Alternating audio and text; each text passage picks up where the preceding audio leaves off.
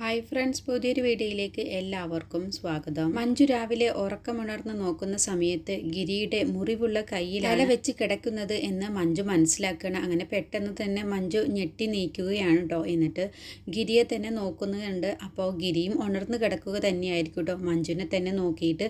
അപ്പോൾ ഗിരിയേട്ട, ഞാൻ ഉറക്കത്തിൽ കിടന്നു പോയതാണ്, സോറി എന്നൊക്കെ പറയണേ. ഗിരിയേട്ടന് വേദനിച്ചോ എന്നൊക്കെ ചോദിക്കുമ്പോൾ എനിക്കിപ്പോൾ ഒരു കുഴപ്പവുമില്ല, എനിക്കിപ്പോൾ വേദനയുമില്ല, ഗിരിയേട്ടൻ എന്നെ ഒന്ന് വിളിച്ചാൽ മതിയായിരുന്നില്ലേ എന്ന് പറയുമ്പോൾ, അതിന് നീ ഇന്നലെ ഒരുപാട് ഓടി നിന്ന് പണിയൊക്കെ ചെയ്തതല്ലേ, അതിൻ്റെ ക്ഷീണം കൊണ്ടാണ് നീ ഉറങ്ങുന്നത് എന്ന് എനിക്ക് മനസ്സിലായി, അതുകൊണ്ടാണ് ഞാൻ നിന്നെ വിളിക്കാതിരുന്നത്, അതിന് എനിക്കിപ്പോൾ വേദനയൊന്നുമില്ല എന്ന് പറയട്ടോ. അപ്പോൾ ശരിക്കും വേദനയില്ലല്ലോ എന്ന് ചോദിക്കുമ്പോൾ, ഇല്ല എനിക്കിപ്പോൾ നല്ല മാറ്റമുണ്ട് എന്ന് പറയുമ്പോൾ, എങ്കിൽ ഗിരിയേട്ട ഞാൻ ഇന്ന് ജോലിക്ക് പോയിക്കോട്ടെ, ഞാനിന്ന് ഡ്യൂട്ടിക്ക് പോയിക്കോട്ടെ, കാരണം അവിടെ നിന്നും എന്നെ ഒരുപാട് വിളിക്കുന്നുണ്ട്, വനിതാ കോൺസ്റ്റബിളായിട്ട് ഞാൻ മാത്രമല്ലേ ഉള്ളൂ, അതുകൊണ്ടാണ് എന്ന് പറയുമ്പോൾ ഗിരി പെട്ടെന്ന് മഞ്ജു പോകുകയാണ് എന്ന് പറയുമ്പോൾ ഗിരി വീണ്ടും വേദനയുള്ളതുപോലെ അങ്ങ് അഭിനയിക്കാൻ കേട്ടോ. അപ്പോൾ അത് മഞ്ജുവിന് മനസ്സിലാവുകയാണ്. അപ്പോൾ മഞ്ജു പറയണേ, ഞാൻ പോയിക്കോട്ടെ ഗിരിയേട്ട എന്ന് ചോദിക്കുമ്പോൾ, ആ പോയിക്കോ, പക്ഷേ ഞാൻ കടപ്പുറത്തോ ബീച്ചിലോ എവിടെയെങ്കിലും പോയിട്ട് ആരായിട്ടെങ്കിലും അടിപിടി ഉണ്ടാക്കും നിന്നെ കാണണമെന്ന് തോന്നുന്ന സമയത്ത്.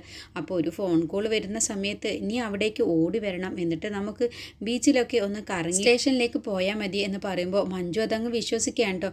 ഗിരിയേട്ടൻ വെറുതെ പറഞ്ഞതല്ലേ എന്ന് ചോദിക്കാൻ കേട്ടോ. അങ്ങനെ ഗിരി പുഞ്ചിരിച്ചുകൊണ്ട് അവിടെ നിന്നും അങ്ങോട്ട് പോവുകയാണ്. അപ്പോൾ മഞ്ജു ഇങ്ങനെ സ്വയം പറയുകയാണ്, ഗിരിയേട്ടൻ അത് തമാശ പറഞ്ഞതായിരിക്കും, ഗിരിയേട്ടൻ്റെ കാര്യമായതുകൊണ്ട് വിശ്വസിക്കാനും വയ്യല്ലോ എന്നൊക്കെ ഇങ്ങനെ ഒരു പേടിയോട് കൂടിയിട്ട് മഞ്ജു സ്വയം പറയുകയാണ് കേട്ടോ. ഗിരി എങ്ങാനും വല്ല കുഴപ്പത്തിലും ചെന്ന് ചാടുമോ എന്നുള്ള പേടിയിലാണ് മഞ്ജു അങ്ങനെ ചിന്തിച്ചു കൂട്ടുന്നത്. പിന്നീട് മഞ്ജു ഡ്യൂട്ടിക്ക് കയറുകയാണ്. ആ സമയത്ത് റോട്ടിൽ ചെക്കിങ്ങും കാര്യങ്ങളൊക്കെ നടത്തുകയാണ് കേട്ടോ. അങ്ങനെ ഓരോ വാഹനവും ചെക്ക് ചെയ്തിട്ടാണ് വിടുന്നത്. അങ്ങനെ ഗോപാൽജിയുടെ വാഹനവും എത്തുകയാണ് കേട്ടോ.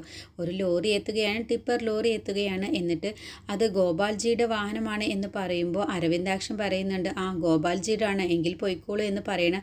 അപ്പോൾ ഫ്രാൻസിസും പറയുന്നുണ്ട്, ചെക്ക് ചെയ്യാറില്ല, ഗോപാൽജിയുടെ വാഹനമൊന്നും ചെക്ക് ചെയ്യാറില്ല, അതുകൊണ്ട് പോയിക്കോട്ടെ എന്ന് പറയുമ്പോൾ മഞ്ജു പറയണം, അതെന്തിനാണ്, എല്ലാവർക്കും ഒരേ നിയമമല്ലേ, പിന്നെ എന്തിനാണ് ഗോപാൽജിയുടെ മാത്രം അങ്ങനെ വെറുതെ വിടുന്നത്, നമുക്കൊന്ന് പരിശോധിച്ചിട്ട് വിട്ടാൽ മതി എന്ന് പറയട്ടോ. അങ്ങനെ പരിശോധിച്ച സമയത്ത് അതിൽ നിന്ന് ഒരു പൊതി മയക്കുമരുന്ന് കിട്ടുകയാണ്. അങ്ങനെ മഞ്ജു തന്നെയാണ് കേട്ടോ അത് കണ്ടുപിടിക്കുന്നത്. അതോടുകൂടി ആ ഡ്രൈവറോട് കണ്ണിട്ട് കാണിക്കുകയാണ്, ഫ്രാൻസിസ് ഓടി രക്ഷപ്പെട്ടോ എന്നും പറഞ്ഞിട്ടോ. അങ്ങനെ ഓടി രക്ഷപ്പെടുകയാണ്. അപ്പോഴത്തേക്കും കോൺസ്റ്റബിൾ എല്ലാവരും കൂടിയിട്ട് അയാളെന്നെ കൈയോടെ പിടിക്കുകയാണ് കേട്ടോ. എന്നിട്ട് ഇത് സഞ്ജയ്ക്ക് വേണ്ടിയിട്ടാണ് ഈ മയക്കുമരുന്ന് കടത്തുന്നത് എന്ന് കേട്ടതോടുകൂടി ആ ഡ്രൈവറെ അറസ്റ്റ് ചെയ്യുകയാണ്. എന്നിട്ട് ഫ്രാൻസിസ് ആരും കാണാതെ സഞ്ജയ്ക്ക് ഫോൺ വിളിച്ച് പറയുകയാണ് കേട്ടോ, എന്ത് പണിയാണ് നീ കാണിച്ചത്, അതിൽ നിന്നും മയക്കുമരുന്ന് കിട്ടിയിട്ടുണ്ട്, ആ ഡ്രൈവറൊക്കെ നിൻ്റെ പേര് പറഞ്ഞിട്ടുണ്ട്, അതുകൊണ്ട് നീ അവിടെ ഇനി നിൽക്കേണ്ട, പെട്ടെന്ന് തന്നെ അവിടെ നിന്നും സ്ഥലം കാലിയാക്കിക്കോ, കുറച്ച് ദിവസത്തേക്ക് ഈ നാട്ടിലേക്ക് വരികയും വേണ്ട എന്നൊക്കെ പറഞ്ഞ് ഫോൺ വെച്ച ശേഷം ഫ്രാൻസിസ് തിരിഞ്ഞതോടുകൂടി മഞ്ജുവും അരവിന്ദാക്ഷൻ സാറും തൊട്ടരികിൽ തന്നെ നിൽക്കുന്നുണ്ടാവും കേട്ടോ.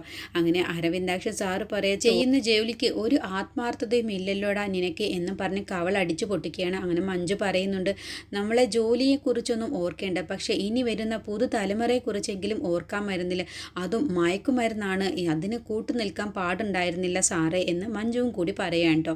അപ്പോൾ ഫ്രാൻസിസിന് അങ്ങ് ദേഷ്യം വന്നിട്ട് പറയുകയാണ്, എന്നെ നിങ്ങൾ അടിച്ചുവല്ലേ, നിങ്ങൾക്ക് ഞാൻ തന്നിരിക്കും എല്ലാവരോടും ഞാൻ ഇത് കംപ്ലൈൻറ്റ് ചെയ്യുമെന്ന് പറയുമ്പോൾ, നീ അത് കംപ്ലൈൻറ്റ് ചെയ്യേണ്ട ആവശ്യമൊന്നുമില്ല, ഞാൻ തന്നെ ഇത് മേലുദ്യോഗസ്ഥരെ അറിയിക്കും, ഒന്നല്ലെങ്കിൽ നിനക്ക് സസ്പെൻഷനോ അല്ലെങ്കിൽ ഡിസ്മിസ് തന്നെ ഞാൻ വാങ്ങിച്ചു തന്നിരിക്കും എന്നും പറഞ്ഞിട്ട് മഞ്ജുവിനെ ഏൽപ്പിച്ചുകൊണ്ട് പോവുകയാണ് കേട്ടോ. മഞ്ജു, നീ ഈ ഫ്രാൻസിസിനെ ഒന്ന് നോക്കണം, അവൻ ഇനിയും ആർക്കെങ്കിലും വിളിച്ചു പറയും, അതുകൊണ്ട് നിൻ്റെ ഒരു കണ്ണുണ്ടാവണം എന്ന് പറഞ്ഞിട്ടാണ് അരവിന്ദാക്ഷൻ സാറ് അവിടെ നിന്നും പോകുന്നത്. അങ്ങനെ ഫ്രാൻസിസിന് ദേഷ്യത്തോട് കൂടിയിട്ടാണ് കേട്ടോ അരവിന്ദാക്ഷൻ സാറിനെയും മഞ്ജുവിനെയും നോക്കുന്നത്. പിന്നീട് മുകുന്ദൻ്റെ വീട്ടിലേക്ക് പഠിക്കാൻ വേണ്ടിയിട്ട് മഹി വന്നിട്ടുണ്ടാകും. ഹോസ്റ്റലിൽ നിന്ന് പഠിക്കാൻ പറ്റുന്നില്ല, നാളെ എനിക്കൊരു എക്സാം ഉണ്ട്, അവിടെ പാർട്ടിക്കാരുടെ ബഹളമൊക്കെയാണ്, അതുകൊണ്ടാണ് എനിക്ക് അവിടെ നിന്ന് പഠിക്കാൻ പറ്റാത്തത് എന്നൊക്കെ പറഞ്ഞിട്ടാണ് കേട്ടോ മുകുന്ദൻ്റെ വീട്ടിൽ വന്നിരുന്ന് പഠിക്കുന്നത്. ആ സമയത്ത് മുകുന്ദനാണെങ്കിലോ മഹിമയോട് ഇഷ്ടം തോന്നി തുടങ്ങിയിട്ടുണ്ട്. അങ്ങനെ ചായയൊക്കെ ഇട്ട് കൊടുക്കാൻ കേട്ടോ. അപ്പോൾ മഹിമ നന്ദിയൊക്കെ പറയുന്നുണ്ട് മുകുന്ദനോട്.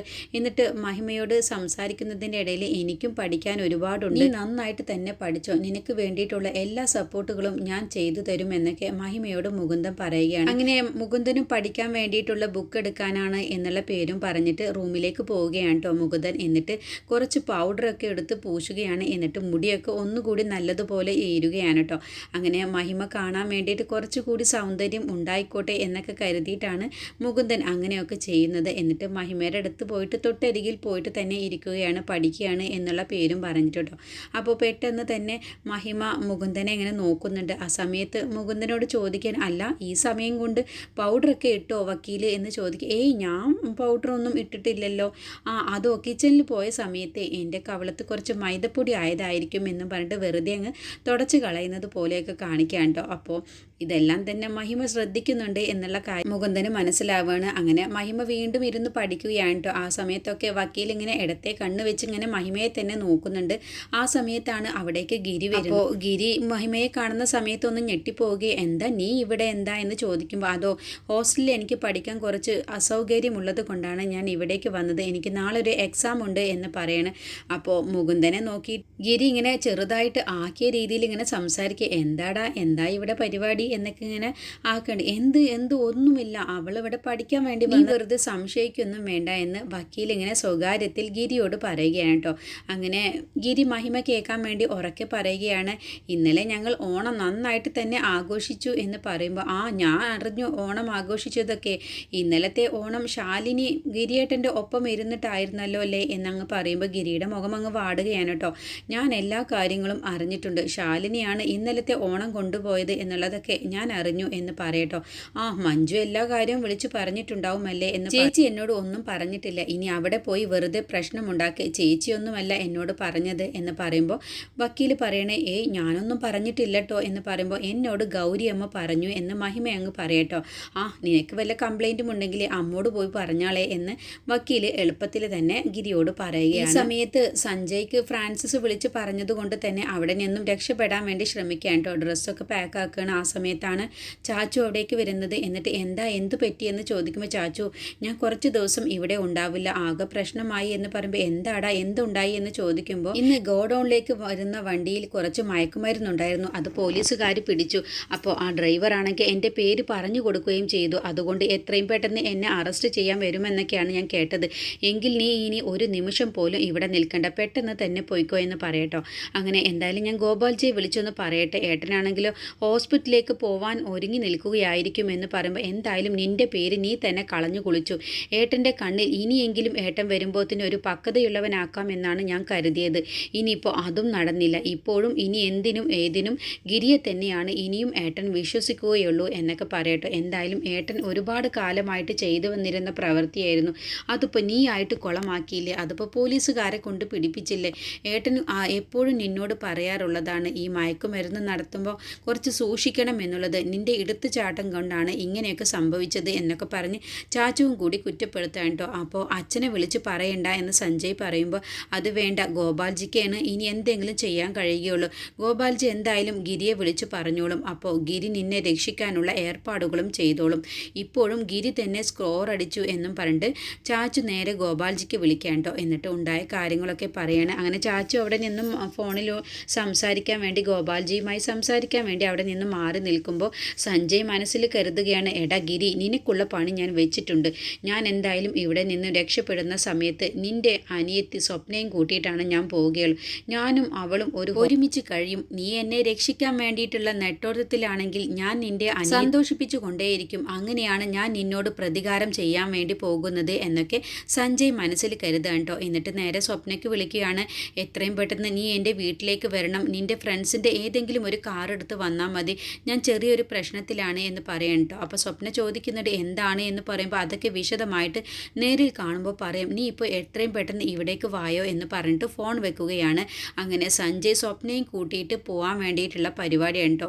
ഈ സമയത്ത് മുകുന്ദൻ്റെ കൂടെ ഗിരി സംസാരിച്ചുകൊണ്ടിരിക്കുമ്പോഴാണ് ഗോപിക വിളിക്കുന്നത്. എന്തിനാണ് അപ്പോൾ ഗോപിക മേഡം വിളിക്കുന്നത് എന്നും പറഞ്ഞിട്ട് ഫോൺ എടുക്കാൻ കേട്ടോ. എന്ത് പറ്റി, എന്താണ് സംഭവം എന്നൊക്കെ ചോദിക്കുമ്പോൾ, സഞ്ജയ് ഒരു പ്രശ്നത്തിൽ പെട്ടിട്ടുണ്ട്, പോലീസുകാർ വണ്ടി തടഞ്ഞ സമയത്ത് അതിൽ നിന്നും മയക്കുമരുന്ന് കിട്ടിയിട്ടുണ്ട്. അപ്പോൾ ആ ഡ്രൈവർ ആണെങ്കിൽ സഞ്ജയുടെ പേര് പറഞ്ഞു കൊടുത്തു, ഇനിയിപ്പോൾ സഞ്ജയ് ഇവിടെ നിന്നും രക്ഷപ്പെടാൻ വേണ്ടി നോക്കുകയാണ്, നീ എങ്ങനെയെങ്കിലും അവനെ രക്ഷിക്കണം എന്നൊക്കെ പറഞ്ഞിട്ടാണ് കേട്ടോ ചാച്ചു വിളിച്ച് പറയുന്നത്. അത് ഗിരി പറയുകയാണ്, ഒന്നുകൊണ്ടും പേടിക്കേണ്ട, ഞാൻ നോക്കിക്കോളാം. അപ്പോൾ ചാച്ചു ഗിരിയോട് പറയുകയാണ് ഇത് സഞ്ജയെ കൊടുക്കാൻ വേണ്ടിയിട്ട് ആരോ ചെയ്ത ചതിയാണ് എന്നൊക്കെ പറഞ്ഞ് ഗിരിയെ അങ്ങ് വിശ്വസിപ്പിക്കുകയാണ് കേട്ടോ ചാച്ചു. അല്ലാതെ സഞ്ജയ്ക്കും ഗോപാൽജിക്കും ഒന്നും ഈ മയക്കുമരുന്നിൻ്റെ ബിസിനസ് ഒന്നും ഇല്ല എന്നൊക്കെ പറയാം കേട്ടോ. അങ്ങനെ ഗിരി അത് വിശ്വസിക്കുകയും ചെയ്യാണ്. ഗോപാൽജിയും സഞ്ജയും അത്തരക്കാരല്ല എന്നാണ് കേട്ടോ ഗിരി മനസ്സിൽ തെറ്റിദ്ധരിച്ച് വെച്ചിട്ടുണ്ടാവുക. അടുത്ത എപ്പിസോഡിൽ ഗിരി ദേഷ്യത്തോട് കൂടിയിട്ട് നേരെ സ്റ്റേഷനിലേക്കാണ് കേട്ടോ ചെല്ലുന്നത്. ആ സമയത്ത് ഫ്രാൻസിസും അരവിന്ദാക്ഷൻ സാറും മഞ്ജു ഒക്കെ ഉണ്ടാവും. എന്നിട്ട് അവരോടൊക്കെ ദേഷ്യത്തോട് കൂടി പറയുകയാണ് എന്തിനാണ് സഞ്ജയെ ഇങ്ങനെ കൊടുക്കാൻ വേണ്ടി നോക്കുന്നത്, ഗോപാൽജി അങ്ങനെ ചെയ്യുന്ന ആളല്ല എന്നൊക്കെ പറയുമ്പോൾ ഗോപാൽജിയുടെ വണ്ടി തടഞ്ഞതും എല്ലാം തന്നെ നിന്റെ ഭാര്യ തന്നെയാണ്, നിന്റെ ഭാര്യയാണ് സഞ്ജയ്ക്കെതിരെ കേസ് എടുത്തിട്ടുള്ളത്, ദാ നിൽക്കുന്നു, നീ തന്നെ ചോദിച്ചു നോക്ക് എന്നൊക്കെ പറയണം. ഞങ്ങൾ ഗോപാൽജിയുടെ വണ്ടി തടയാതെ അത് വിട്ടയക്കാൻ വേണ്ടി നിന്നതാണ്. അപ്പോൾ നിന്റെ ഭാര്യയ്ക്കാണ് നിർബന്ധമുണ്ടായത്. ആ വണ്ടി തടഞ്ഞു നിർത്തുകയും അതിൽ മയക്കുമരുന്ന് കണ്ടെത്തിയതും ഒക്കെ തന്നെ നിന്റെ ഭാര്യ തന്നെയാണ്. സഞ്ജയ്ക്കെതിരെ കേസ് എടുത്തതും നിന്റെ ഭാര്യ തന്നെയാണ്, നീ തന്നെ പോയി ചോദിച്ചു നോക്ക് എന്ന് ഫ്രാൻസിസ് ഗിരിയോട് പറയാനാട്ടോ. ഗിരി അരവിന്ദാക്ഷൻ സാറിനോടൊക്കെ പറയുന്നുണ്ട് അന്ന് നിങ്ങൾ ഇതേപോലെ സഞ്ജയ്ക്കെതിരെ ഒരു കേസ് എടുത്തു, അത് കള്ളക്കേസായിരുന്നു എന്നുള്ളത് നിങ്ങൾക്ക് മനസ്സിലായതല്ലേ, അതേപോലെ വീണ്ടും സഞ്ജയ് കുരുക്കാനാണ് നിങ്ങൾ ഉദ്ദേശിച്ചതെങ്കിൽ അത് ഗിരി ഒരിക്കലും സമ്മതിക്കില്ല എന്നൊക്കെ പറഞ്ഞ് ദേഷ്യത്തോട് കൂടിയിട്ടാണ് കേട്ടോ ഗിരി നേരെ വീട്ടിലേക്ക് പോകുന്നത്. മുകുന്ദനുമായിട്ട് സംസാരിക്കുന്ന സമയത്താണ് ഗോപിക വിളിച്ച് പറയുന്നത് സഞ്ജയ് ഇങ്ങനെ കൊടുക്കാൻ വേണ്ടി നോക്കിയിട്ടുണ്ട് എന്നുള്ള കാര്യം. അപ്പോൾ മുൻകൂർ ജാമ്യത്തിന് വേണ്ടിയിട്ടുള്ള കാര്യങ്ങളൊക്കെ ചെയ്യാൻ വേണ്ടി ഗോപിക പറഞ്ഞിട്ടുണ്ടാവും കേട്ടോ. അപ്പോൾ അക്കാര്യം വക്കീലിനോട് പറയുകയാണ്. എന്നിട്ട് പറയുകയാണ് നീ സഞ്ജയ്ക്ക് വേണ്ടിയിട്ട് മുൻകൂർ ജാമ്യം എടുക്കുക കോടതിയിൽ നിന്ന്, അങ്ങനെയാണെങ്കിൽ മുകുന്ദ നിന്നോട് ഗോപാൽജിക്ക് ഒരു വിശ്വാസം വന്നു തുടങ്ങും, അതല്ലേ വേണ്ടത് എന്നൊക്കെ ചോദിക്കാനുണ്ട്. പക്ഷേ സഞ്ജയുടെ പേര് കേട്ടതോട് കൂടിയിട്ട് മുകുന്ദന് ദേഷ്യം വരികയാണ്. അപ്പോൾ മഹിമയും ഇതൊക്കെ കേട്ടുകൊണ്ട് നിൽക്കുന്നുണ്ട്. അപ്പോൾ മഹിമ കേൾക്കെ തന്നെ വക്കീൽ പറയാണ് എന്തിൻ്റെ പേരിലാണെങ്കിലും എനിക്ക് ഗോപാൽജിയുടെ ഒരു വിശ്വാസവും നേടിയെടുക്കാൻ താല്പര്യമില്ല, സഞ്ജയെ ഞാൻ ഒരു മുൻകൂർ ജാമ്യത്തിനും ഞാൻ പോവുകയുമില്ല, അവൻ തന്നെയായിരിക്കും ആ മയക്കുമരുന്നിൻ്റെ പിറകിലുള്ളത്, എനിക്ക് അങ്ങനെയാണ് വിശ്വാസം വരുന്നത് എന്ന് പറയുമ്പോൾ ഗിരി പറയുകയാണ് അങ്ങനെയൊന്നുമില്ല മുകുന്ദ, നീ വെറുതെ തെറ്റിദ്ധരിച്ചിരിക്കും, നിനക്കിതൊരു നല്ല അവസരമാണ് മുകുന്ദ, ഗോപാൽജിയുടെ പ്രീതി പിടിച്ചു പറ്റാൻ നല്ല സുഖമാണ് എന്നൊക്കെ പറയുമ്പോൾ എനിക്ക് വിശ്വാസവും വേണ്ട എന്നുള്ളത് വക്കീൽ ഗിരിയോട് പറയുകയാണ് കേട്ടോ. അങ്ങനെ ഗിരി നേരെ ചെല്ലുന്നത് സ്റ്റേഷനിലേക്കാണ്. അങ്ങനെ മഞ്ജുവിനെ കുറിച്ചുള്ള കാര്യമൊക്കെ ഫ്രാൻസിസ് പറഞ്ഞത് കേട്ടിട്ട് നേരെ ഗിരി വീട്ടിലേക്ക് ചെല്ലാണ്ടോ. വീട്ടിൽ ചെന്ന സമയത്ത് സ്വപ്നയൊക്കെ അങ്ങനെ എരിപിരി കയറ്റി പറഞ്ഞു കൊടുത്തിട്ടുണ്ടാവും ഭാനുമ്മയോട്. അപ്പോൾ ഒപ്പം കുഞ്ഞാറ്റമൊക്കെ ഉണ്ടാവും കേട്ടോ. മഞ്ജുവും നിൽക്കുന്നുണ്ടാവും. എന്നിട്ട് ഗിരി ചോദിക്കും മഞ്ജു നീയാണോ സഞ്ജയ്ക്കെതിരെ കേസ് കൊടുക്കാൻ വേണ്ടി പറഞ്ഞത്, നീ എന്തിനാണ് അവരോട് ഇങ്ങനെ ഏറ്റുമുട്ടാൻ വേണ്ടി നിൽക്കുന്നത്, നിനക്ക് അവരോട് ദേഷ്യമാണെന്നൊക്കെ എനിക്കറിയാം, പക്ഷേ നീ ഒന്ന് മനസ്സിലാക്കണം, ഗോപാൽജിയും സഞ്ജയും എനിക്ക് നന്നായിട്ട് തന്നെ അറിയാം, അവർ ഇങ്ങനെയൊന്നും ചെയ്യില്ല, അവർ മയക്കുമരുന്നിൻ്റെ ബിസിനസ് ഒന്നും നടത്തുന്നവരല്ല എന്ന് പറയുമ്പോൾ അല്ല ഗിരിയേട്ട അവരുടെ വണ്ടിയിൽ നിന്നുമാണ് ഈ മയക്കുമരുന്ന് കിട്ടിയത് എന്ന് പറയുമ്പോൾ അത് ആരെങ്കിലും ഗോപാൽജിയും കുടുംബത്തെയും ഇല്ലാതാക്കാൻ വേണ്ടിയിട്ട് മനഃപൂർവ്വം വെച്ചതായിരിക്കും, അല്ലാതെ അവരിങ്ങനത്തെ ബിസിനസ് ഒന്നും ചെയ്യില്ല അല്ല എന്നും പറഞ്ഞ് മഞ്ജു അതിനെക്കുറിച്ച് പറയാം കേട്ടോ. അപ്പോഴൊക്കെ സ്വപ്നയൊക്കെ ഇങ്ങനെ എരിപിരി കയറ്റുകയാണ്, ഭാനുമ്മയും കയറ്റുന്നുണ്ട്. അപ്പോൾ മഞ്ജുവിനോട് ഗിരി ദേഷ്യപ്പെട്ട് സംസാരിക്കാൻ വേണ്ടി തുടങ്ങുകയാണ് കേട്ടോ. അങ്ങനെ മഞ്ജുവും ഗിരിയും തമ്മിൽ അങ്ങോട്ടും ഇങ്ങോട്ടും വാക്കുതർക്കം ഉണ്ടായി അവർ തമ്മിൽ എന്തെങ്കിലും ഒരു പ്രശ്നം ഉണ്ടാവണേ എന്നും പ്രാർത്ഥിച്ച് കഴിയുന്നവരാണ് കേട്ടോ ഭാനുമ്മയും സ്വപ്നയും കുഞ്ഞാറ്റയും. അതിനൊരു അവസരമാണ് ഇപ്പോൾ കിട്ടിയിട്ടുള്ളത്.